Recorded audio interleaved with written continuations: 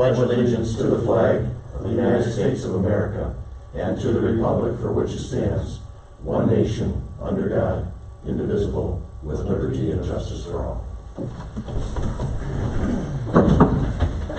Good evening, everybody, and to everybody that's watching us on live stream and Facebook. I'd like to go ahead and get a motion for the approval of tonight's agenda. So moved. Okay, can I get a second? Second. Any discussion? Hearing none, all in favor? Aye. Any opposed? The motion is carried. Consent agenda. All items on the consent agenda are considered routine and have been made available to the City Council at least 2 days in advance of the meeting. The items will be enacted in one motion. There will be no separate discussion of these items unless a council member or citizen so requests, in which event the item will be removed from the agenda and considered in normal sequence. On tonight's consent agenda, we have 4A, which is the City Council meeting minutes for August 26th, 2019. Resolution approving disbursements through September 9th, 2019. Set public hearing date for the certification of special assessments. The lawful gambling exempt permit for St. Peter Hockey Association. And approve the State Aid Highway CSAH maintenance agreement with the Sueur County Highway Department. Is there any discussion regarding anything on the consent agenda? Hearing none, I'll entertain a motion then to go ahead and approve tonight's consent agenda. So moved. Is there a second? Second. Is there any discussion?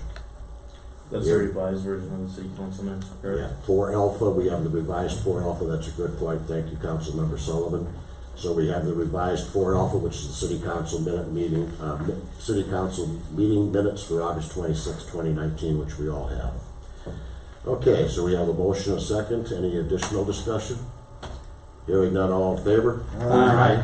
Any opposed? That motion is carried. Public comment provides an opportunity for the public to address the council on items that are not on the agenda. Comments will be limited to 5 minutes per person. Persons wishing to make a comment must sign up in advance of the meeting on the sheet provided and identify themselves by providing a name and address. City Clerk, do we have anybody that signed up tonight? Sorry, no. Okay. Would anybody from the audience like to go ahead and address City Council? Okay, I'll entertain a motion to go ahead and close public comment. So moved. Is there a second? Second. Any discussion? Hearing none, all in favor? Aye. Aye. Those against? That is unanimous. We now move on to our regular agenda. The first item on the docket is 6 Alpha, which is approve the 2020 preliminary general fund and EDA levy. City Administrator approval. Mayor Hague, members of the city council, before you is essentially the same information you received on the 26th of August. We have updated a couple things. Zach will touch base on a couple items that there were questions about, just through our regular process. So with that, I'll turn it over to Zach. What we're looking for is a resolution approving the general fund preliminary levy and EDA levy. So, Director Dowd. Director Dowd, how are you this evening? I'm well. Thank you, Mayor and members of the City Council, for having me here tonight. I did add a few items based on questions that we had last week, or 2 weeks ago, I should say, and some other questions that came up between then and now. Otherwise, it's pretty much the exact same information that was presented on the 26th of August. The general fund budget did not change at all. There was just one question that came up from a council member that happened to do with what are the other financing sources, what are those transfers in? And what those transfers in are a $500,000 transfer from electric for the electric franchise fee that residents pay, and that's to help offset the tax levy for general fund operations. That was put in place years and years and years ago to help so that the general fund wasn't funded 100% by taxes and by other sources of revenue. Was helped out or assisted by the electric fund. The electric fund has always been our highest grossing revenues fund, so that was the one they decided on years ago. It's continued to go for the franchise fee since that was been established. I don't know the dates of when that was, but that is the reason for that transfer in. Is there any other questions about that one? That was the only question I had on the general fund that came up between then and now. And then I want to touch base on building permits. Okay, hearing none. The only other one that came up that was really big was the building permits, which was brought up by Councilmember Fabelese at the 26th meeting, was well, kind of looking at those building permits and figuring out if they're gonna hit our $100,000 mark, which is what we have earmarked for 2019. Discussions with the building official, I'm looking at our current revenues for building permits. Currently, we have $54,000 to date for building permits, which is a significant number, but we also haven't had a ton of new building. We've had some, but not a ton. I discussed with the building official to see how many more dollars he was planning on, or thinking he could get. He said 10 to 15,000 would be a heavy number for this year, just based on his time spent on more rental things and more just where his time spent. 10 to 15,000 would put us around that $70,000 mark. We put in the budget for 2020 a $75,000 budget for building official or building permits. And that's separate than the rental licenses, so that's not the same code. That's just building permit stuff. That's anything you're renovating, if you're building a new home, so on and so forth.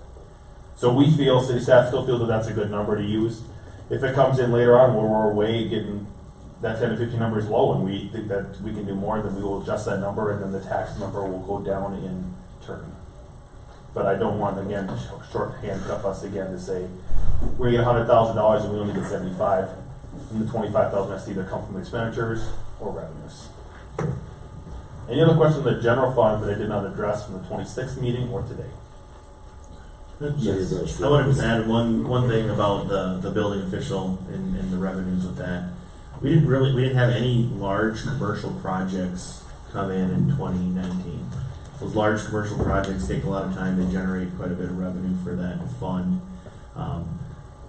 We do have a couple large projects that will likely happen in 2020 with housing. And some of those, for example, if you have a $7.5 million apartment complex that's built, your building permit fees are generally, what is it, 10% of that? 1%. 1%, so about $75,000. So just one project alone can generate a significant amount of money. We didn't have any of those come through this year, which, it happens, it ebbs and flows from year to year. But next year, likely one apartment complex, as well as some things at Meadows too. So there could be some potential increases in revenue. We don't want to bank on those happening. If they do, that's great. We'll show an increase in what we're projecting. But if we just have housing type developments and revenues, we should be about $75,000. One thing to keep into account as well is that we are inspecting every single rental property in Sueur this year, which is quite a bit of time that our building officials working on. So there's some definite public benefit to that as well, actually going out and doing those rental inspections. Do we have a status of what that inspection process is so far for the year? Yeah. So the way it's broken up is each quarter is 25%.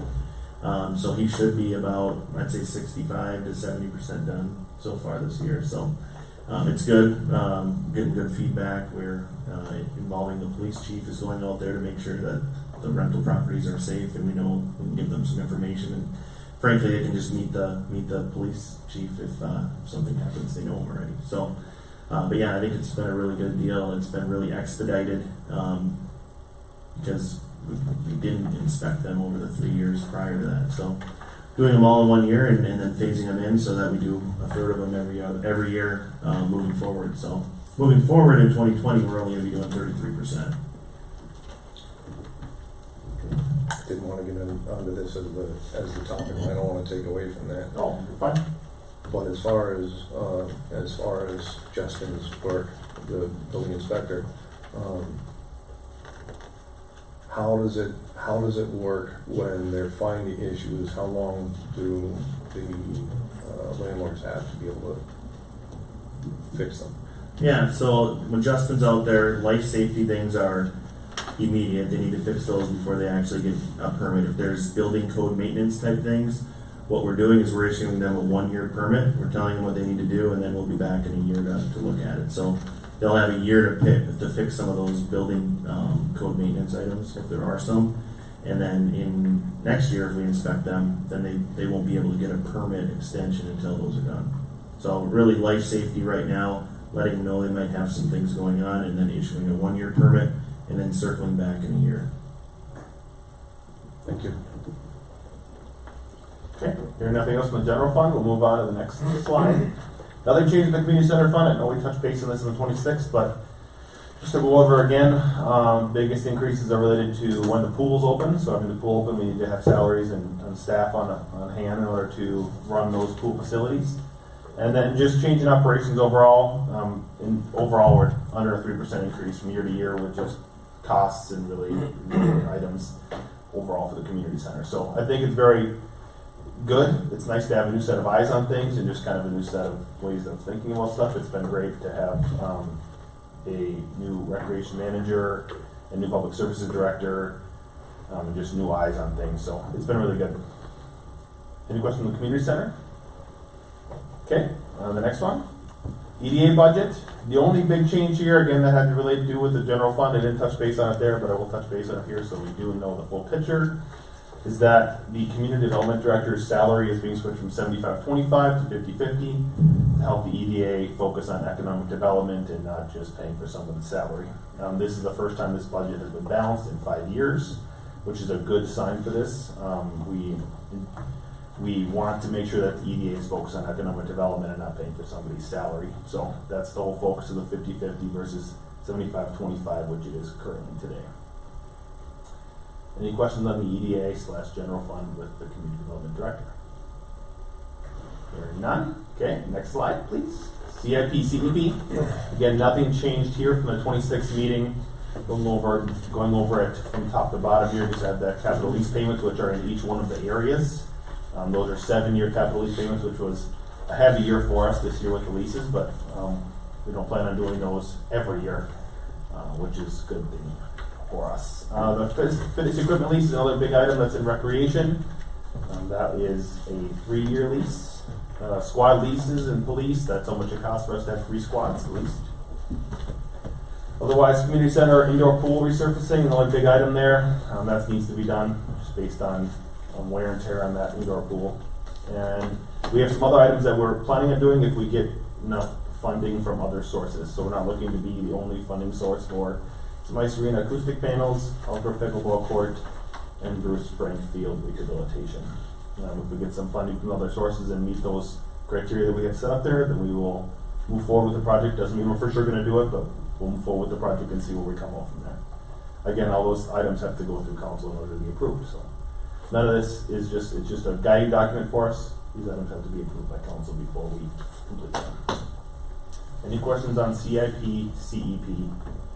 Still focused on CIP. I have a quick comment. Yes. My recollection was it was provided in the 26th August packet. It is not in the packet for tonight. And if we need to give that to the public, we should do so. Okay, we will add it to the packet. I don't know how we got this, but we will make sure it's in there. We have all seen it, so that's Yes. not an issue. Yep. City clerk, help me with that? Yeah. Okay, fantastic. Thank you. Good catch, Councilmember Copeland. Thank you. Tax levy breakdown of history. Again, nothing has changed from the 26th meeting here, but overall change, we're at a 9.47% increase in the levy. 10.61% is from the base levy, or that's a total change in the base levy, about $222,000. Most of that's the general fund and the community center fund, which we touched base on earlier. The big one of the general fund is we adding an employee and 50-50 split with the community development director. Those are the 2 main things. Otherwise, it's just operations. And the community center is, again, the salaries for the pool, hours and such, and then just overall operations. Those are our 2 biggest funds that we have operations in. So those costs, most of them, they have an increase in costs. Overall debt service goes up about $12,000, which is where we thought we would be. With the 2017 A project, that will go up next year, and then the Johnson Control loan will drop off in 2021. So we will have it'll show difference in the base levy and the debt service levy in 2021, but in total it should be about the same. So that was our idea to back with that 2017 A bond to have no more tax levy go to those debt service funds. EDA levy goes up $8,700, and that's based on the taxable market value within the community. It is, I cannot remember the percentage, 0.178 or something percent of the taxable market value. There's a certain percentage we can go to on the EDA. We have maxed that out since we implemented EDA levy 3 years ago. Just keeps operations and economic development a focus in this community, which we all know that the council is on board with that. So total increase $242,000 of the levy to 9.47%, and you can see the history on the right-hand side there. Should have provided that new graph, but that's okay. I'll provide that at the final budget meeting. We have a graph that we use to see how the increase in tax capacity has. We put another baseline inline, another line there, and we'll show that at the final budget one, just so that we are growing with our community and not growing without our community. It's a good little graphic. I'll make sure I'll add that. On to the next one, please. Tax impact. So I showed you the 9.47% tax levy increase, but that doesn't mean that your taxes are going to go up necessarily next year. You may still see a decrease on your taxes, but it depends on what your home does. So the tax rate actually dropped about just shy of 2%. So we went from 78.53 to projected 76.59% in 2020 if this is what holds up as the tax levy for next year. So that means our tax rate went down even though we had a tax levy increase. It means that our tax capacity or overall taxable area that we have in homes and commercial units and residential and everything else went up more than what the tax levy would go up. So if you had a home, $173,000 home was the average home value in 2019, which you would have paid $1,359 in taxes for the city alone. That is just city taxes, not county or school district, that's just city. If you did the tax capacity increase, which was about 12.14% for the year, you'd have a $194,000 home. So if your home did, on average, go up by 12.14%, you will then pay $1,486 in city taxes in 2020. Now it does go up because your home value went up. It does not have to do with the tax levy or tax rate of the city. It has to do with the fact that your home value went up. If your home value stayed the same, you'd only pay $1,325, which should be down $34 for the year or about $2.83 a month. If you had this, the normal average home, $173,000 in 2019, average home in 2020, $194,000, you'd increase the taxes about $127 for the year, or $10.58 per month. Any question on the tax impact, tax levy, tax capacity questions? There are three different things that all relate to each other, so they get kind of confusing. Hearing none, we'll move on. So I'm looking tonight to get a motion approving resolution 2019-024 for the 2020 proposed preliminary general fund budget, which we discussed on the first slide, the 2020 preliminary property tax levy, which we discussed 2 slides ago, and setting the public hearing date for the 2020 general fund budget to be, let me get the resolution here so I make sure I have the right date. December 9th. Yep, should be December 9th. I'm going to verify before I say something. To be, December 9th, 2019. So we will have a full presentation that night before we approve the final budget for the 2020 year. As a matter of procedure, we can go ahead and make all this in one action as opposed to breaking it down into 3 separate actions, correct? That is correct. I'll entertain a motion then to approve resolution Romeo 2019-024 for the 2020 proposed preliminary general fund budget, the 2020 preliminary property tax levy, and setting the public hearing date of December 9th, 2019 for the 2020 general fund budget. So moved. Is there a second? Second. Any discussion? Hearing none, all in favor? Aye. Any opposed? That motion is carried. Thank you very much, Director Dow. Thank you very much, Mayor. Next item on the docket is 6 Bravo, which is the city engineer update. Corey, sir, if you take the stand. If I may, I'll just give a little intro to Corey and hopefully run a little interference, not totally berate him with a bunch of questions. I think a lot of them, I mean, you guys are going to definitely ask some questions, but we have some major projects going on right now. Corey's going to talk about some updates to them, talk about some,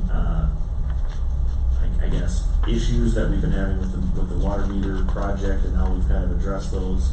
And then just kind of have a Q&A with some things that he has coming up. One thing I will note, at the next meeting, we will be having a resolution, because you'll be seeing that like the county has kind of changed the scope of the 112 turnback project.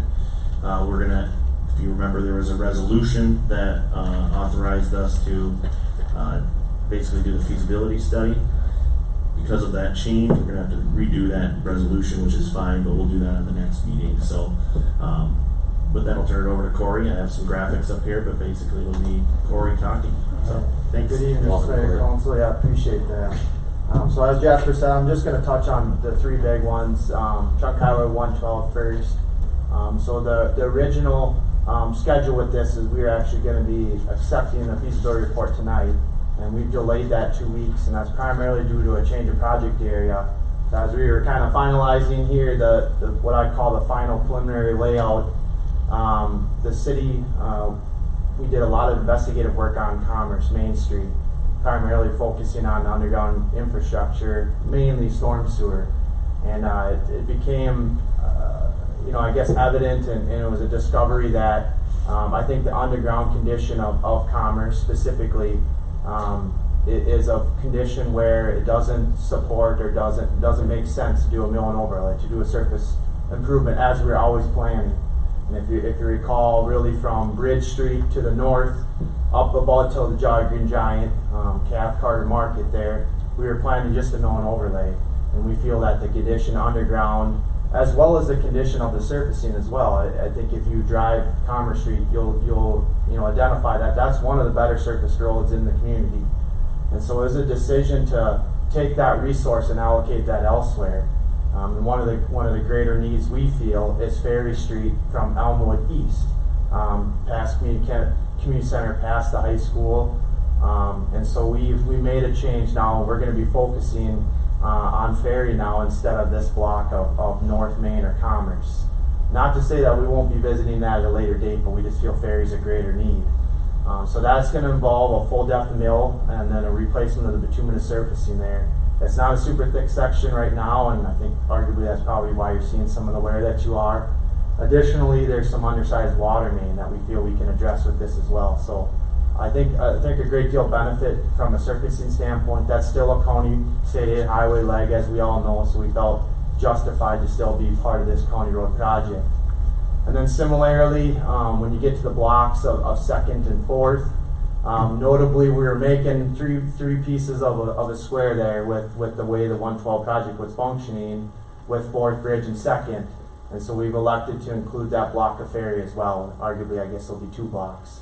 And we're going to pick that up. We'll do a full depth mill and then replacement of the bituminous there as well, matching really this section of Ferry from Elmwood East. So notably a change of project area, but we feel the best use, with the way the turnback works is that there's a structured amount of funds, or at least the way this turnback is worked. It's a lump sum fund. And so the county, through discussion, felt like we would still allocate those funds to the city of Sueur, and we're just kind of strategizing where those will make the greatest difference. So, Corey, I wonder if you'd be kind enough to go ahead and explain what the difference is between a full depth Sure. and the mill and overlay for the benefit of our citizens that are watching us on Facebook and live stream. yeah, I'd love to. So the original plan with North Main Commerce was to do a 2-inch mill and overlay. So that literally you just grind off the top 2-inch surface and you replace it with the new 2-inch layer of bituminous. The section there is arguably thicker than the 2 inches, so it's really meant to get the ride back, just general drainage, and just in a sense rehabilitate for arguably 10 to 15 years, something like that. One of the things you always want to consider though when you do a surfacing is you want to make sure your underground utilities support investing on the surfacing, because you're expecting 10 to 15 years, and we felt in North Commerce we arguably probably didn't have that lifespan in the underground utilities. One of the things you always see when you do just a 2-inch mill like that, you'll see reflective cracking. So that's often why you'll see almost in one freeze-thaw cycle, a community will have to go back through and crack seal just because those cracks reflect back through. On the case of Ferry, to put it in perspective, you're only talking about a 3-inch existing section. So pretty difficult to come in and do a 2-inch mill and expect that bottom 1 inch to hold integrity while you're doing the top 2 inches. So in a case like Ferry, also arguing that 3 inches isn't sufficient for that ADT.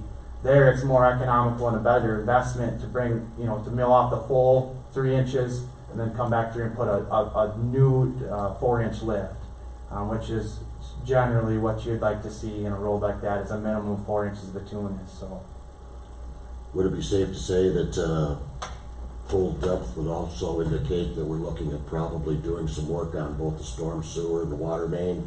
So there's going to be some excavation that's going to be taking place? it definitely would. In a case of just a straight 2-inch mill like that, where you're leaving bituminous in place, you would not be excavating very much. It just won't be cost effective to. In a case like Ferry, because we are removing the full bituminous, that then makes that a possibility. You arguably still don't, want to do a great deal of excavating. We're going to still leave curbs in place, so you're restricted that way. That section of Ferry is convenient that the sanitary is actually off in the boulevard. Water main is dead center of the road. And then we generally don't have a lot of mainline storm sewer. It's just culverts, and as we're familiar, it's a primarily ditch drainage section through there. So this section is conducive to do just that. Just get in, address the water main, and leave the bulk of the road bed as much as we're able to undisturbed, and then just come back through and surface. So very good points. So then, general update on 112 is we really haven't slipped much in schedule. We had a 2-week buffer there. So as Jasper indicated, we do have to accept a new order of report just because the area has changed. And then with that, at the same meeting, we would receive the report, and the report would be reflective of this change of project area. Schedule-wise, we can't make any shifts like this anymore. I'm pretty confident that this project area is going to hold now. We've been making a lot of changes, but I think this is strategic and justified. It's probably our best layout. So I think there's a lot of optimism what we're moving forward with. With that receiver report, then we would call formally that public hearing. And this is all in line with that 429 special assessment process. That public hearing does require some notifications, both published and mailed. That would give us the end of September, early part of October, and we'd hold that then on the 14th. And then that's where you will formally kind of approve that project area as a city and set that assessment area, and then we move forward with the order and project plans. And another item to note, a number of meetings ago now, we talked about Coventry. We did some additional survey work out there. We are this week going to be doing our speed study. We're going to do a 1-week collection on speeds. We heard a whole lot of feedback about traveled speeds and design speeds, so we are going to validate some of those assumptions with the true speed study. We wanted to wait till school was back in session, and so that we'll have those results then. And I think a real proper time to make a determination on that would be that 14th meeting, kind of hopefully setting what that project should look like as we move forward in design. And then after the 14th, we have some flexibility. Understand we have the benefit appraisals, and that work is ongoing, but unknown completion date on that. So some of this might change here in December, but the next at least 4 weeks are pretty structured. If I may, City Administrator. I'll touch on the benefit appraisal process. I'm leading that front. It's posing to be a very difficult thing to get somebody to do. There's only a few people in the state that do these types of things. So Corey and I have talked about this at length, and the assessment piece and the actual construction piece are meant right now to run in parallel with each other pretty close. Depending on the benefit appraisal and when we get those results back, the actual assessment might slip a little bit further down the timeline, which is fine. One thing we have to consider is we're going to be bonding for this project. We need to make sure that we have our assessment roll pretty close as far as the range goes, to make sure that we have funding mechanisms to sell a bond, some guaranteed revenues as far as assessments go. So I just want to make sure that I'm upfront with City Council on that. It's posing difficult to get some of the benefit. There's 2 benefit appraisers that we've worked with. We're going with the one that we went with on the 2017 Second Street project, just because the other one had no availability at all. for the next year. So just a heads up that process regarding the assessments might slip a week or 2, 3 weeks from being in exact parallel with the project. But before we can actually approve the plan or approve the bids and sell the bond, which we're planning to do in the fall of 2020, we need to make sure the assessment role is adopted per 429 statute in our policy. So just a heads up on that. There's no doubt in my mind it'll get done in 2020, but they're busy people, it seems like. Yeah, go ahead. I have one question, actually 2 questions. So, can we go back to that map, Jasper? Can you just clarify, one of you guys? So you said we're gonna back off of the Commerce Street part of it, so we're not gonna do anything down there at this point? Yeah, so I should have clarified, and it's a very good question. We're not gonna do anything on what we originally planned to be the mill and overlay. So there's always gonna be this North Commerce stretch where we're doing more than a mill and overlay, we call that the reclaim. So when you say North Commerce, where So are we talking right now, from? we're planning that transition to be Market. So Market Street South, there'd be no proposed improvement. Market Street North, up until the north ramp of 169, that will hold as planned. And to speak to the reclaim's a different method of rehabilitation than those described earlier. This is where you actually go in and you grind and mix the existing bituminous with the underlying aggregate base layer, kind of creating a new aggregate base that's a mixture of, and then that is compacted and leveled off, and then you come back through and do a new pavement surface, a new 4-inch pavement surface on top of that. The reason we identified a reclaim here is there is a thicker bituminous section through here, but we also have some utility improvements that we're projecting. We have some water main issues along the Old Green Giant. We have some sanitary that's not within the roadway or right of way. So the reclaim makes that a little bit more conducive to excavate and correct those utilities. Here as well, we're still trying to save the curve as much as we can and doing those excavations within the roadway. But that we felt with the utilities and with the surface is a noticeable change when you hit the S curve there at Commerce of really some, what I'd argue, good pavement, decent pavement yet, to where you can see the patching that we've completed this year and where it needs some attention. So that portion will hold then. So essentially then it would start at North Main Street and go east. We do that section Yep. still. Yep. And then this section that we're adding on would be from the current 112 where it curves out past the high school. Correct. Yep. Okay. To Kingsway. Just wanted to clarify. Yep. And then my second part of the question, or second question, is that when you were talking about being out in the Coventry area, the other question that keeps coming up is about the sloping on Coventry. Mm-hmm. Have we done any looking at that, or do you guys plan on looking at that? I know you said it was within the grade, but I think the question that keeps coming back up is the slope going into it, and then it slopes back down. So if you're coming from the east, coming towards that T intersection, or not T intersection, dead end intersection, it slopes up and then it slopes back down. So essentially you don't have any visibility until you get up over that slope. Correct. I think that's the way the question's been posed to me. Yep, it was.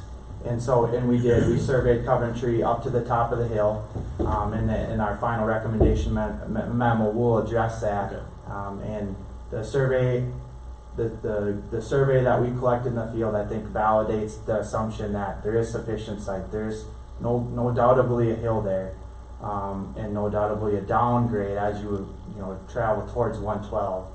But we feel that it isn't sufficient to not warrant reopening the intersection. Perfect. I just want to make sure that the question was posed the right way. Yep. Thank you. Yep.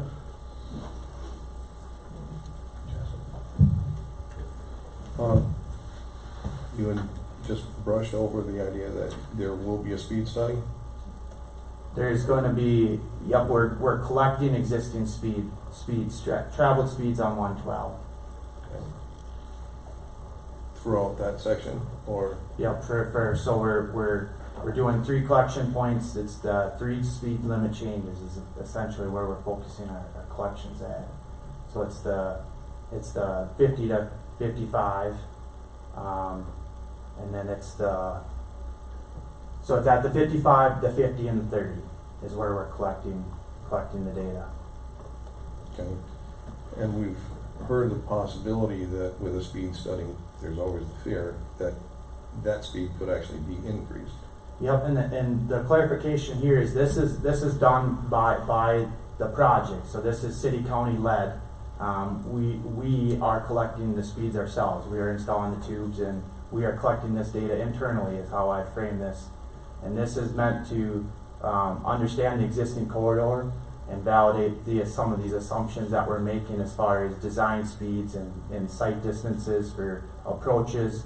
It's to confirm that you know the lines on the tables that we're referencing are relative and you know representative of what we're designing for. So this this isn't meant to be you know that would be a later discussion, and I'd arguably any speed changes should be after construction, but this is meant just to validate this existing condition.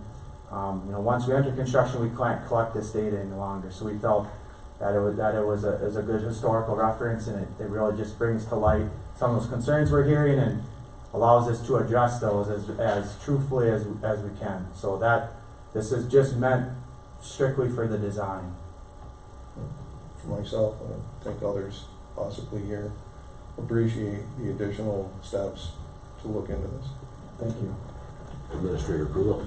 Yeah, I'll touch base on speed study stuff a little bit because the county, city, we're partnering, we're gonna do this one before the construction. I know that there's been questions about possibly what the process is to get speeds reduced on that section of the road. I'm looking at Councilmember Krogman because he asked the question. So after the construction, I think what the plan is to do another speed study, compare the two, because there's gonna be some significant changes to the road section, the road profile, and then at that time, it's another internal speed study. We can look at it and see what MnDOT, who has jurisdiction over that section of road, would likely do, what they would do if we would request a speed study from them.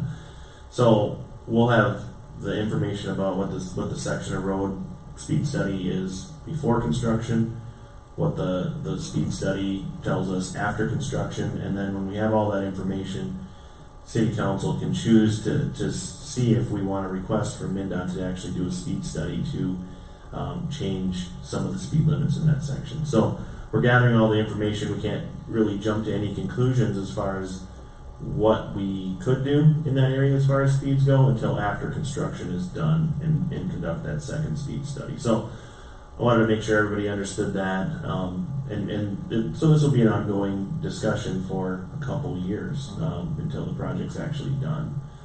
So I just wanted to make sure everybody understood the speed study aspects and the two different kinds that we're going to be doing. Okay, you said that MnDOT has jurisdiction over, what part does MnDOT have jurisdiction over? All of the county roads. So they have jurisdiction over all of the county roads. The city now has jurisdiction to set speed limits of our local roads. That's new this year. But the county defers to the MnDOT commissioner who sets the speed limit. So MnDOT has the authority on this road to do what they choose. If they do a speed study, they could do whatever they think is right. Which includes possibly increasing the speed. Correct. So it's important for us to do it internally to know what that result would be before we would request it. Because if we request it blindly, they could come back and do something the opposite of what we actually want done. Mayor. Councilmember Sullivan. Just a point of recommendation for future projects like this is to have this data collected sooner in the project, only because I think our numbers are going to be skewed because I think a lot of the truck traffic, the car traffic is down because it is closed shortly outside of town. So I don't think we see the legitimate traffic that we typically see on an average day at this point in the game. That's a good point. Is this study how long does this study go for, the speed study? Will it go through the winter months at all? It won't. It'll really, Corey can touch on it. It'll be 1 week of data collection here in September, I believe, and it won't go into the winter. Yeah, the way we're planning to collect it, and there are a number of different ways, but the way we're planning to collect this one is with tubes. So you'll often see a series of rubber tubes stretch across the roadway. In series, there's always two that is required with speed. Sometimes you'll just see a singular one that's generally just for volume, just for ADT, just quantity of vehicles. But in this case, it'll be two tubes, so that definitely restricts us to favorable season. But there are other ways we can collect through spot radar studies, things like that, if there's concern. But so this one is meant to. The typical rule of thumb is you like to collect a 3-day window of a workday. If you have time, you always like to collect the weekend. And to Councilmember Sullivan's definitely aware of the detour and ongoing 112. The thing about a speed study where I'd argue the detour definitely impacts volume of traffic, you're still hoping the folks traveling on that speed, it's a representative collection of the folks traveling on that speed. So, but notably there will be less traffic, but you still, as a speed study, you're just looking at, regardless of your collection size, the speed that those vehicles are traveling. So we think the data is going to still be valuable, but our window to collect is now till winter, really. To Councilmember Sullivan's point regarding the closure of 112 at 115 there, is there any way that we can get data from either the county or NINDOT?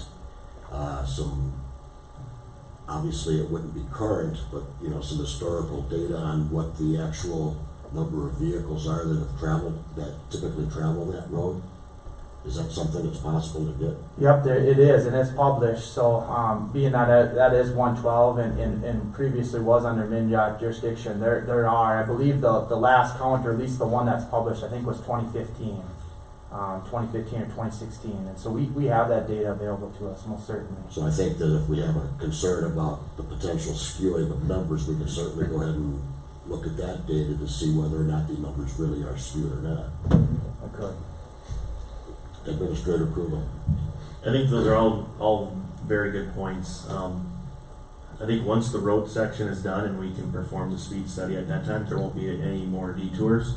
And that's really the speed study that we need to focus on, because it's a brand new road profile, brand new road section. So what we have right now and what the county and the city is doing right now is just to capture as close as we can to what the existing conditions are, knowing that when this is all completed, those conditions are going to completely change and you're going to get totally different results. So at that time, we should have a good representative sample of all the traffic volumes that are going on there. But as duly noted, that if we have projects like this and there's any consideration that speeds may want to be looked at, we'll definitely get a speed study to capture those preconditions. No, and back to my point, I do appreciate that we're doing this now, Corey. But that's just one side, because one of the biggest things that we heard at the hearing, or the last, when we had all the public comment, was the truck traffic, specifically in the speeds, and that's the part I think will be skewed at this point, because I don't think we see that now with the road being closed shortly outside of town. So, but I appreciate you doing it now. Understood. And just a point for city staff, if we could go ahead and get a copy of not only the proposed map, but also a copy of the project schedule, realizing that it's a working document and the dates could potentially change, but it'd be nice to be having that within our arsenal should our constituents ask us about it. So we might be able to have a conversation and refer to a couple of documents.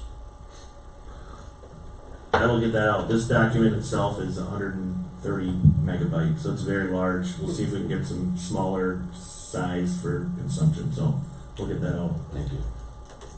Jasper, I've had a number of folks talking to me, and I don't have all of the information to know what's real and what's not. But there's the fear aspect that so many of the trees and things along both sides of 112, or what it's going to be, are going to be taken out all the way up. And I don't know if that's real or if that's not. We can definitely, I think Corey's done it, you'll see on the sidewalk project to show where there's going to be tree removals. I think that this stuff is already preliminarily done. We could send out something that shows where we think there will be trees removed on this Trunk Highway 112 project. Because you're right, and I think we can say preliminarily on Elmwood, south of town from Ferry, there's going to be a lot of tree removals because they're right there, they're right on the edge. else have anything? Corey? All right, I'll move on to the next one then. So it's the 2019 proposed sidewalk or TAP project that you might refer to it as. So as you recall, we received one bid for this project, and that project's been awarded. We had the pre-con last week, and so with that, been working with Stacy. We've been trying to do a lot of notification and communication that way that this project's coming, and in fact we're here now. We're going to be building this thing finally. And so one of the graphics is that we'll be distributing, and that Stacy's working on distributing, is this kind of just revised project area map. Sidewalk wise, pretty consistent to what it's been for really all the way along, from the initial grant application to this point to what we'll actually be constructing. That's depicted here in the red. For the general most part, it's going to be both sides sidewalk. So that's representative there. And then notably, just with some of the ADA improvements we're doing, some of the street condition within the project area, we strategically left out some of that patching work, knowing this project, hopeful that this project is coming. So we've got that depicted as well. And I think that's, I think the real intent here is there's two different circles. This more white one, that's going to be a partial where maybe just half the intersection or even maybe a quarter will be impacted, still able to be traveled through, but definitely work going on. But then more importantly and significantly is the blue circles, and the blue circles there indicate that at a period of time there will be a full intersection closure plan there, and that's to get all the new ramps tied in, and then arguably there's a surface condition that warrants us resurfacing that whole intersection. This is just a little better depiction of that. So working with the contractor, we've identified, or they have identified, a true start of the sidewalk project being the 30th of this month. So they would come in, and that's basically anticipate sidewalk removals on the 30th. They've communicated that they'd like to start first with one crew, and then very shortly coming in with the second crew. They want to work the project really 4th Street and 5th Street. The general premise of this project is going to be to, obviously reduce sidewalk, there'll be driveway impacts, so access to garages and driveways will be inhibited for a period of time. Access to street parking will be available because it's a sidewalk project, but that is important to note that driveways will be impacted with this. And then there's a provision to maintain pedestrian traffic at all times, so they're going to work at one side of the street at a time, keeping serviceability on the existing and then flip-flopping as the project progresses. Obviously with school in session, this is a little bit more challenging than it had been if it was in the middle of July, but we've put a lot of effort into working with the schools. We go by 2 schools here. We impact Park Elementary and St. Anne's, and arguably we also impact some of their driveways. So there's going to be some coordination work that way, as well as with the full intersections, understanding busing needs and things like that. So we're on top of that, I believe. We still just logistically have to get through that, but the contractors communicated we're hitting this pretty hard, and it's going to necessitate that to get the amount of work done that we're proposing here. But the contractors Kazakh Valley Center, so there's a local element to this, and they're anticipating 4 weeks worth of work to get the concrete and the blacktop in place, and we're going to need a good Minnesota October to do so. But to put that, I guess, there's some perspective from a working standpoint. They're anticipating working 7 to 7, Monday through Friday. That is consistent with the city hours or working hours for construction. And they'd also like to work every Saturday. And their plan right now is they'd like to work 7 to 3 on Saturday. Obviously, subject to change, but that's their intent to start. That is a little different than what the city code allows. So anticipate, I think, a council approval request to allow them to start. The code reads 9 to 9 on weekends. So we'd like to push that to that consistent kind of 7 a.m. start. So one of the things also to note on this project, so with the communication piece, we delivered door hangers last week to all the residents on the corridor, as well as sent out postcards. Just really as an FYI, share contact of myself to let folks know that this is coming. If they have concerns, they can reach out. We've also planned an open house for this Thursday, 4 to 6 at the fire hall, just as another way for folks to come and ask questions. beyond the sidewalk work and the driveway work, kind of similar to that consideration for, you know, trees that's been expressed on Elmwood. There are a number of boulevard trees when you drive this corridor that arguably have outgrown their space, are pumping sidewalk, and notably in some areas are pushing curb up and impacting roadway surface. So with this project, it's a sizable investment, all this sidewalk. We've identified some tree removals to accommodate and hopefully better position the sidewalk to you know, have the longevity that we hope it to have. And so this is that figure that Jasper is referencing. I had to create this to get approval with the threatened and endangered species because of the federal funding, but I could very much create something like this for 112. And so overall total tree count, it's 75 trees for the corridor. So it's a pretty sizable amount of trees. And what you'll see here is the green, just the green tree figure is all the trees that are, you know, within the right of way on the project, the sidewalk project. And then if it's got a black X through it, that's a tree we're planning to remove. So we did a separate door hanger for those folks. We tied ribbons on them, just trying to be as transparent and, you know, I guess forthcoming with that as we can. But arguably for the type of project we're planning or for the investment that we're putting in, a lot of these trees, they arguably, you know, aren't fitting within the space that they're allowed. And with that, the city has taken an approach of a one-to-one replacement. We're planning to keep that consistent on this. So if you are you know, a property or parcel that has a tree removal, you are able to select and have a tree planted back one-to-one. So every tree removed, you get one. So if you have a couple, you get two. To be clear, the 75 trees, that refers to the number of trees that need to be removed. That's correct. Yep, that's correct. Okay. Administrative approval? Corey touched on it, the one tree replacement. You know, obviously we like to see those in the boulevard, but in a lot of cases, the boulevard, the area between the curb and the sidewalk, in some cases, is only 2 feet, which can't sustain the life of a tree, and you get a lot of damage. So it's kind of this growing process where these trees will be removed in a lot of cases, but then we can have another tree to the choice of the property owner, of a list that we have approved, that the arborist has approved for the city to be planted behind the curb or behind the sidewalk on their front yard.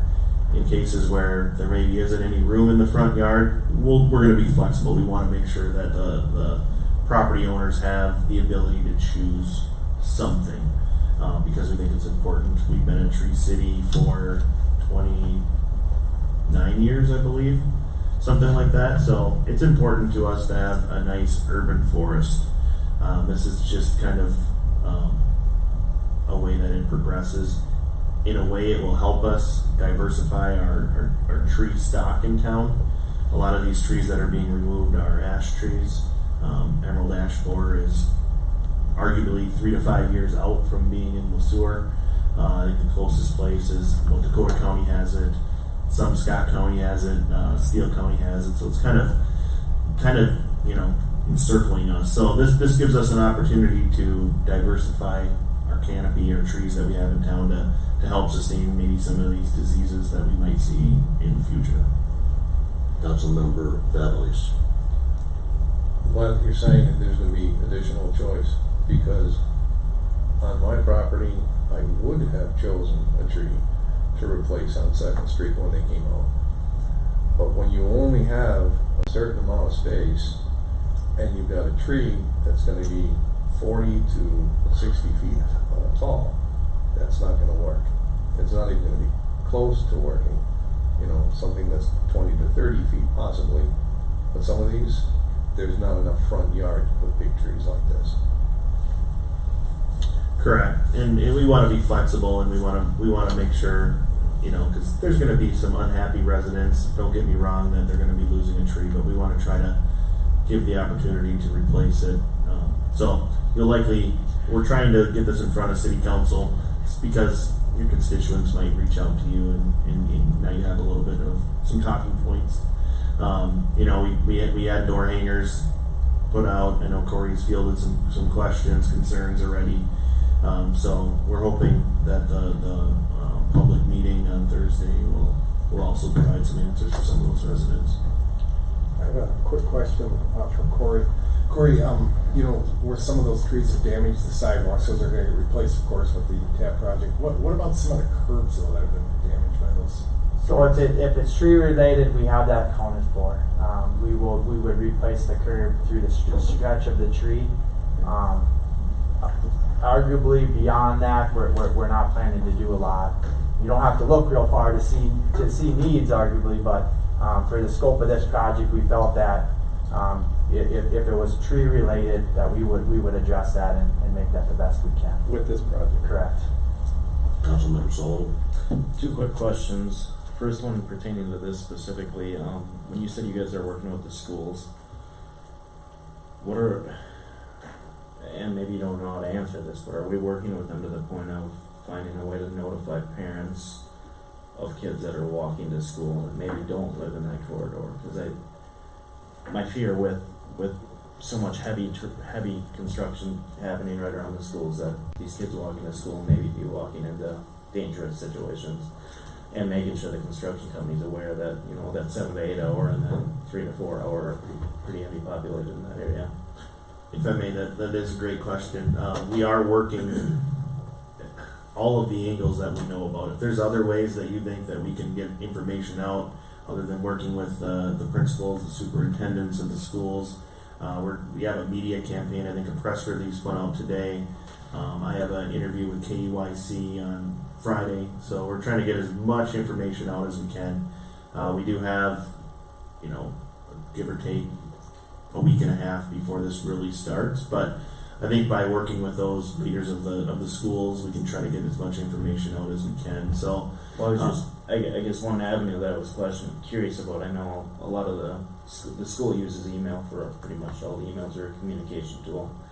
Is there any way we can ask them to put something out to all the parents, or just so, it's just a scary situation when you see the amount of work happening up in that area, and I drive through that neighborhood.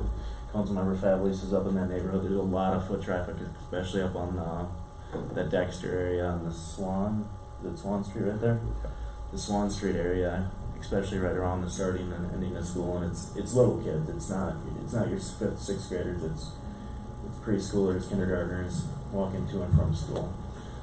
that's a great concern, and we'll try to do that blast email. We'll try to get that information out to those schools. And then just my second question goes back to actually the 112 project with this trees. Is that something we're looking at doing with the 112 project as well, or have we not discussed that yet? As far as replacement goes, yes, exactly the same, one-to-one replacement. Perfect. Thank you. Good on the sidewalk? All right, I'll get to the last one then. So meter project update. I guess I'll just start out anytime, not that this is foreign to these Sueur meter switch outs, but a project this size obviously has its challenges, and I would say in this project specifically, we've had a few challenges, and I don't mean that lightly, but as a project team, this last couple weeks, we've made a lot of effort to address those, to let the contractor know that we are getting some of this feedback that we have, and that we are, as a city, we are looking for some change and some improvement. I would say since having that, we are seeing change and improvement. We're up to 5 installers now in the community. There for a while we were just at 2. So obviously increase of staff has helped with the quantity of meters that we can get in. There's arguably some workmanship things I think that we've been able to head off and get addressed, and I would say overall it's feeling very positive right now. There's a kind of a shifting of momentum. There are arguably still some challenges with the 800 number and the scheduling and how messages are left and appointments are either followed up on or missed appointments are communicated. I think there are some challenges with that still, and I think arguably there's probably going to be until this is over with, but we are trying to take feedback pretty seriously and work to address that. There are just a lot of moving parts by the time you make an appointment and attend the appointment and get the meter in, and so there just is a process with this, but generally I think we're just short of 50% right now on the water meters, about 45% I think as of today. That's just over 700 meters that have been installed to date. One of the other challenges we've had with this project is just the supply piece, that there's a lot that's going on with the meters besides just the sizes. You got the 1 inch, and then we have some larger commercial, and you know, for those that are aware, that the primary purpose of this meter is to have that radio network bill, where these are arguably, you know, the collection is constant with the customer portal, but then obviously billing, we don't have the handheld driving the roads any longer. So there's an element with that as well, getting the towers up and operating. That has been completed, so that the tower antennas are up and they're functioning. They're actually reading the meters now. So there's just a lot of pieces and parts to this, and it takes time, but the supply thing has been, I think, something we were aware of, but maybe didn't fully grasp the impact of that. So we're still waiting on some water meters. Those will be coming in here with the next month. So I'm thinking hopefully, you know, we'll see. It's going to take all of September, I'm sure, but we're hoping, you know, October, mid-October, we're getting a good chunk where we're down there on the water meters. But then with this project, as you're aware, the electric meter phase comes, and we're planning right now the bulk shipment of the electric meters to be mid-October. So all these properties will be revisited and new electric meters installed, and I would say generally right now, overall schedule, I'd say by Thanksgiving, we're targeting to be in a pretty good spot, or we're hopeful we would be. Now it'd be both water and electric. So I can field any questions that you may have, but I just wanted to speak to that and just, I guess, provide some feedback. I mean, we're very in tune. You know, the gals upstairs answering the phones, and you know, there's a lot of people involved in a project like this, and I think, you know, efforts there, and just wanted to, you know, appreciate the residents for following up with the installs, and we'll get through this, but. Anybody? Councilmember Families. Okay. As the water line comes into the house, who owns the water line as it comes into the house? Homeowner. The homeowner owns it. Okay. Who inspects it when it's done? Because anything else that's done inside the house has to be inspected, right? Okay. Correct. So who's inspecting it? Are you saying the meter installation, who's inspecting that? Right, because they have to turn one off, they have to touch plumbing and so on and install something, but who's inspecting it? So you have M&E, who are licensed plumbers that are doing this. They can technically do that inspection. We hope that they're doing that. They're documenting everything. Every house they go in, they're taking a picture of the meter. So when it's done, it's in a database, and we can look at it and we can say, here's this meter. So if the question is the building official going in there, or any other staff? At times there's staff that are going in with them, but at the end of the day, M&E is responsible per the contract to install it correctly. Councilmember Sullivan. So with that question being asked, and I see a picture that, I'm assuming these are the new meters? A picture of the new meters that are installed. So, I'm assuming that's how they're supposed to look when they're done, correct? Everything's sealed up, wires not exposed. Yes. Okay, because one of the things that I've heard, and maybe this has been addressed, is that a lot of these covers to the wires are being left open. And I can attest to that, that's the way mine currently sits. So I'm just curious, and I was under the understanding from the installer that was at my house that they were sent with the wrong wire for what the size of the ports. So now I'm curious how many other people are having that, and why are they not being installed to this diagram? I do not know. They should be, right? Those are just little flip covers that cover up the connectors of the wires and the ports, yeah. So they should be down. I've seen pictures like you described too. The installers know that's what it's supposed to be. So if that's the case, and you know that, if you hear, or anybody out there sees that this is, their covers are flipped, call us up and we'll make sure somebody comes But back. I mean, I know of two, Yeah. and then I've read it online many times where people are talking about this install. Yeah, and you know, I follow like on Nextdoor and things like that, and I've seen those, and I believe all of those have been addressed. But if you know somebody, or anybody knows of anybody, let us know, and that's part of the reason why we now have 5 installers. Is one of them, I think, is going back and addressing some of these issues. So if you know if you know of it, or if you've experienced it, call us up. We'll get it scheduled. Make sure that it's installed completely. Why don't we do this? Why don't we go ahead and put this on our city website, a picture just like we have here, so that the property owners can go ahead and verify that this is what the actual install should look like when it's completed, and if by chance this does not match the picture, to notify the city. And then we send out, how would we wanna do this? Or maybe just put it out there on our city Facebook page too as well. Yeah, we can definitely do that. We can probably grab some better photos too. This one's probably okay, but we can definitely do a little diagram, kind of top down and side, to show people what it should look like. And we definitely want to make sure that it's done correctly. So. And that wire that's being exposed, is that the ground wire, or is that the actual antenna to go ahead and be picked up by the? I'll defer to Corey, but I'm assuming it's not. I mean, obviously, there's no electricity going to these. Yeah, no, it's not. This is to connect to the radio module, it speaks to the tower, but we are very much aware of the situation you're seeing, and what there is there's a little U that the wire passes through and enters in under that U and then connects into the ports. And on some of the meters that we saw installed, they weren't passing it through the U, and they were coming over top, and what that was then is inhibiting the lid from closing. So if you pass it through, comes in underneath the lid, can close. So we're definitely aware of that, and that has been specifically discussed to be addressed. And any that aren't installed that way will be corrected.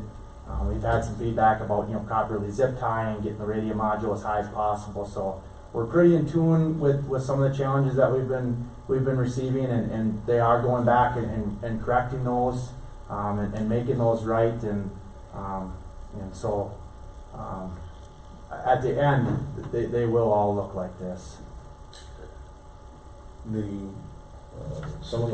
A couple of folks that I've talked with have had issues with just small drips. In the end, these are not supposed to drip. So if you have one and it's dripping, just call the city. Let them know that you're having a problem with it. The problem that I ran into is these people didn't know who to call. They called me to find out who to call in the city. I don't want to bug Jasper with every least little thing that's going on. So who are we supposed to direct them to talk to? There's a number. We can post it more prevalently, but yeah, it would be the water department, wastewater water department. Right now, that's getting forwarded up to the front desk here at City Hall. So it'd be Kari who we'd reach out to, and then she would then coordinate it through Rich. So, but just a point of clarification on Councilmember Bradley's statement. If the meter itself is dripping out of connection, not a valve, because a valve is the homeowner's responsibility. Correct? That is correct, and yes, that is correct. So really it's, the installers aren't doing anything other than swapping out the meters. They're turning off the water, swapping out the meter, turning the water back on. During that process, things can happen. We've had some issues, and we've worked through them with property owners, and things that have happened. We just have had to explain why they've happened. But yeah, really meter related items. Other than that, everything else is the responsibility of the homeowner. Thank you. Did you have anything else for us, Cory? This was it. Mr. Mayor, may I make a quick statement, please? We may want to notify the customers that have inline water filters, that when the meters are replaced, they turn off the water, they back flush any water that's in the system into buckets, which may back flush some sediment into the water filtration system. Just to let the customers know that they want to run a few gallons of water through their filtration system, because they might not know that it's as a result of replacing the meters. That happened to us. That's something that you put on the site too. Definitely, and the installers should give that direction when they're there. Yep. They've been directed to give that direction to run your water after you get this done, make sure it clears up and all of that. They do. So I know that they haven't to some in the past, and there's been issues. So they've been directed to basically give that same information. If you do have a filtration system, you know, there's things that fall out of, you know, that are in the pipe that maybe fall off that then can get caught up in a filter. So, or a screen on your faucet, things like that. Thank you for bringing that to our attention. You're welcome. For sure. Thank you very much, Corey. Thank you. Well, this is a no action required. This is an informational session, so there's no motion or second needed on this particular item. Next item on the docket is 6 Charlie, which is the water meter replacement project policy approval, city administrator approval. Mayor Haig, members of City Council, this is timely because we've just got done talking about this. But what this policy that you see in your packet essentially does is allows customers the option to not have M&E come into their house and install this meter. We've had, I think, 5 requests so far for this, just for no reason other than they just don't want somebody coming into their house that's not local. What we've done is we've reached out to Winters Plumbing and Heating to come up with a cost of what they think that this might be at a minimum. They came up with $68 for this, and that would be a cost that the homeowner could choose to pay if they wanted to have somebody local come in. Now we just went with Winters Plumbing and Heating because there's a small number of people, and there is some coordination with the equipment and things like that, where M&E still needs to get information from them. So we thought with just one plumbing vendor in the community with this option, it would be best, because the more plumbers you would get involved, the more coordination there would be for M&E to do some of these things, and really to get the plumber up to speed as far as what the expectations are. So what this does is, just for this specific project, allows the homeowner the option to be able to do this. Now, this is outside the scope of the contract. M&E is actually responsible for this. There's a quantity-based payment schedule for this, because there's still M&E involvement as far as making sure that things are programmed and done correctly. We're still going to have to pay M&E as a contract to do these as well. So this would be resident's choice to be able to say, I want a local vendor in my house instead of an out-of-state vendor doing this meter swap out. So it gives them more options. It's totally up to them. There's no difference in the quality of craftsmanship, things like that. The expectations are the same, that the meter will be installed and they'll stay behind it. And the $68 or whatever that number is, that's going to be passed on to the homeowner, both for water as well as for the electric meters when we start that in October. So the electric meters do not require us to enter the house. Okay. So we can do all of that from the exterior of the house. Now, if somebody would have an issue with us accessing their property for that reason, we would likely come up with a similar policy for that. We haven't in the past had that issue because we can access it from the outside. So it just, like I said, 5 people were almost 50% done. Extrapolate that, there will maybe be 10 people that want this request done, and it just gives them an option, and it helps us get the actual swap outs done. Whereas we might have a holdout if we don't opt for a local option. Any other questions? I'll entertain a motion then to approve the water meter replacement project policy. So moved. Is there a second? Second. Any discussion? Hearing none, all in favor? Aye. Any opposed? That motion is carried. We now move on to 6 Delta, which is the Government Capital Corporation lease items approval, city administrator approval. Mayor Haig, members of City Council, this is the process that we go through to make these payments for our lease payments or lease agreements that we have. This one is with Government Capital Corporation, and this is for the water meter project. This would be a payment to Core Main, authorizing that submission of payment request form to Government Capital. This is the first payment for this job, so this is a lot of the meters and a lot of the installation work that's been done. This is for $133,619.69. Again, this is something that has been authorized. We went through the bidding process. This total project is above the $150,000 threshold, so we're under contract for this. This is essentially a stipulation of making sure that this is approved by council to submit this request form. So I will entertain any questions. Anybody? Seeing none, I'll entertain a motion to approve the execution of the payment request forms attached to this agenda item. These funds will be dispersed to the vendor from Government Capital Corporation for a total of $133,619.69. So moved. Is there a second? Second.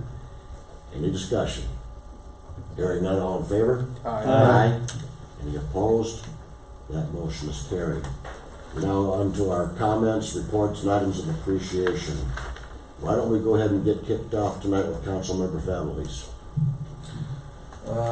Okay, special thank you to the city of Sueur members, folks that helped out with the Lions Club fly-in.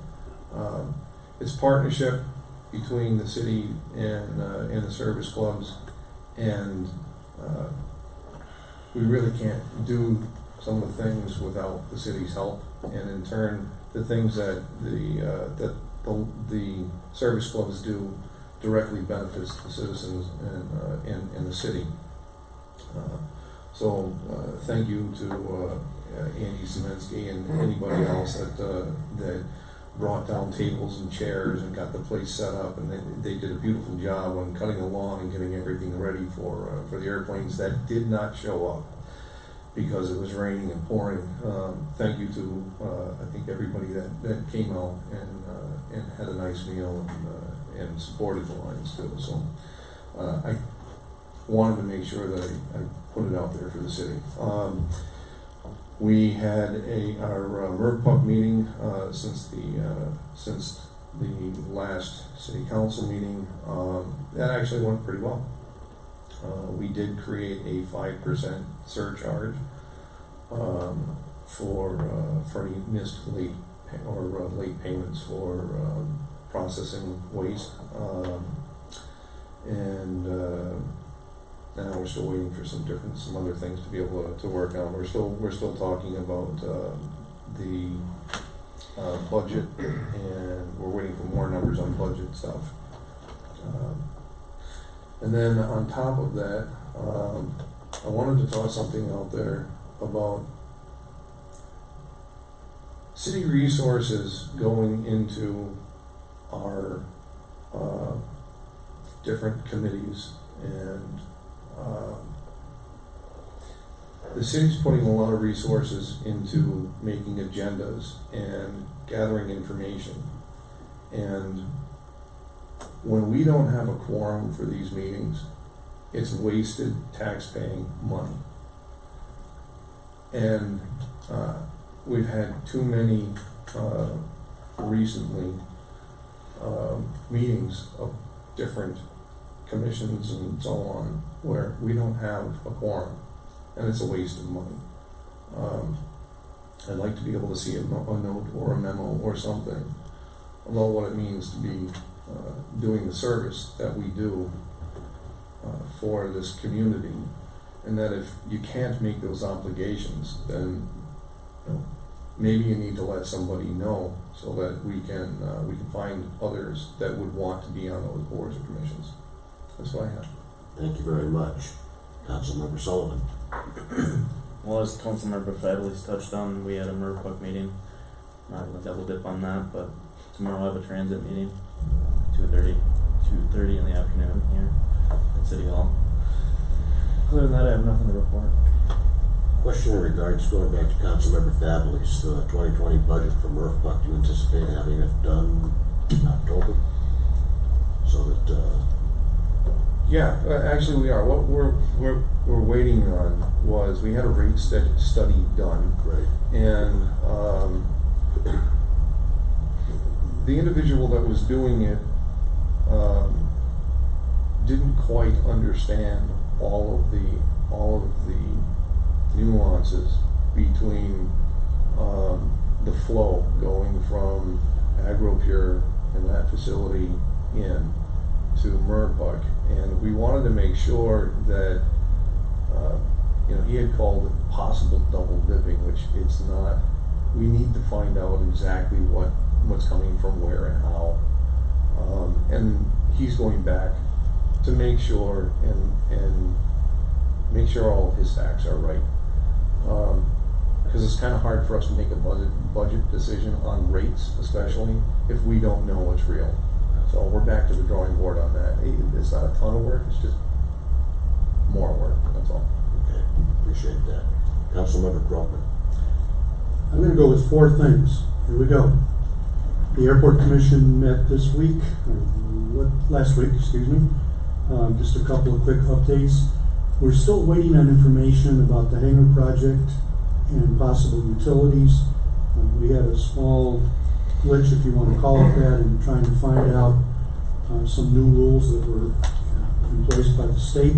We're still waiting to find out from them exactly how much they would contribute if we go forward. So that's on hold right now. Our person from Bolton Lake, Silas, is working with us on that, and we're still waiting information.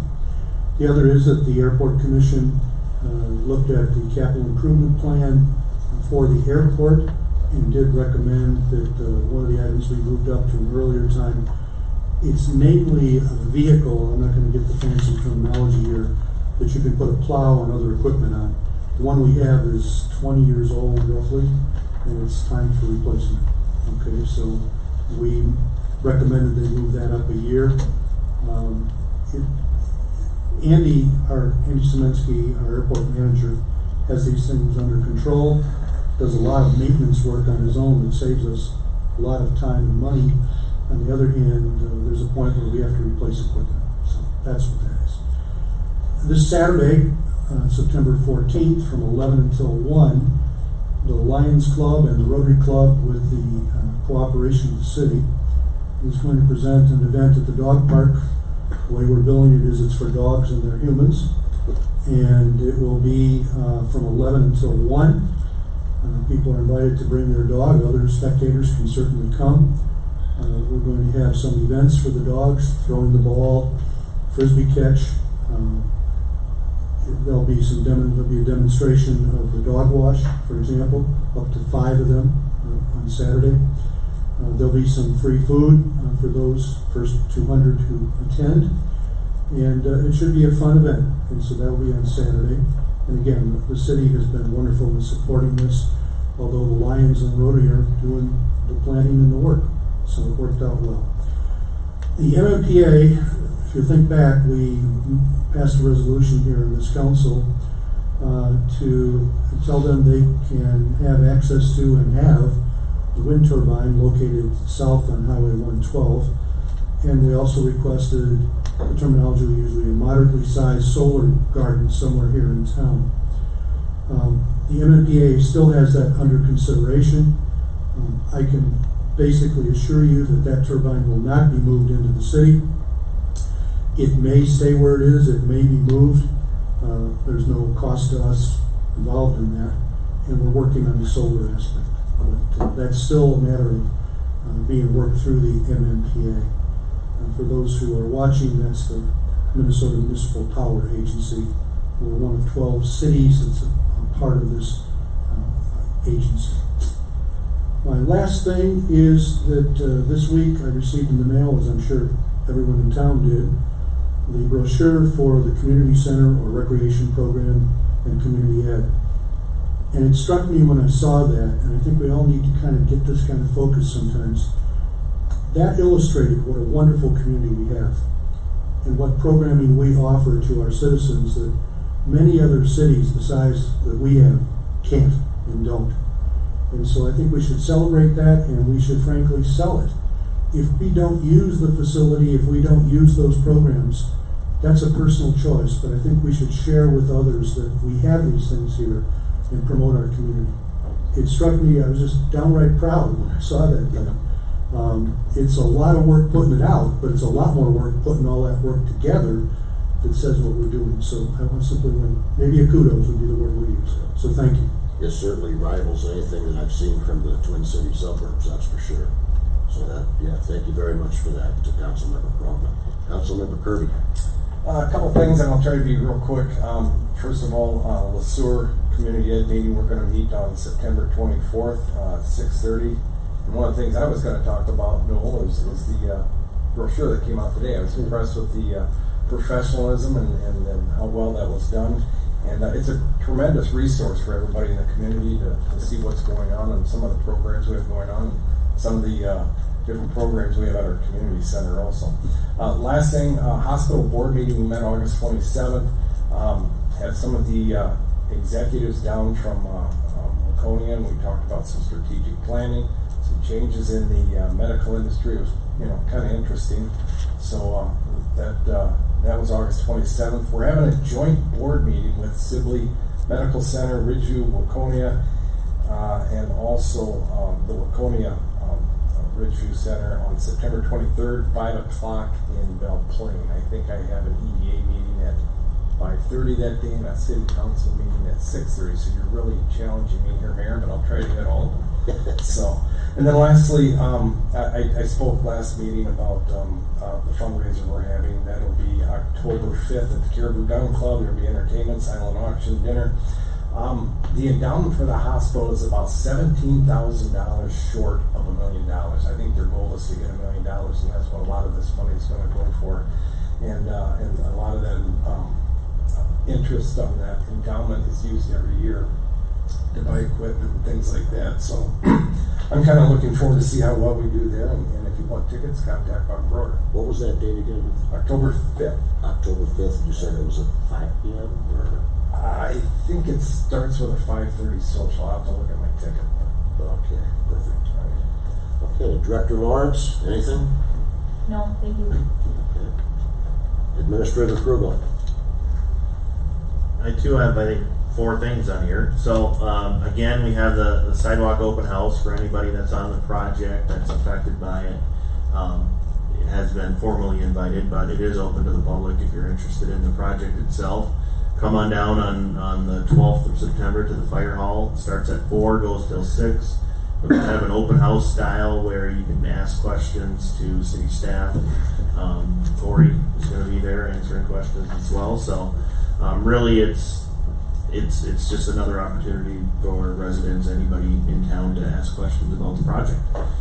We do have a planning commission meeting that night as well. So I think that's kind of I think it'll be more of a training type meeting. We don't have any development stuff going on right now for this meeting. We also have a charter commission meeting.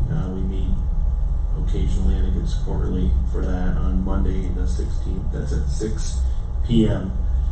Down here in the council chambers. If anybody's interested, we generally don't get anybody coming to view it, but it is interesting right now. What we're doing is going through chapters 1 through 4 of the city charter, seeing if there's any legislative updates that we need to do, any changes we need to make us compliant with state statute, and then just in general how the charter commission feels about the language in there.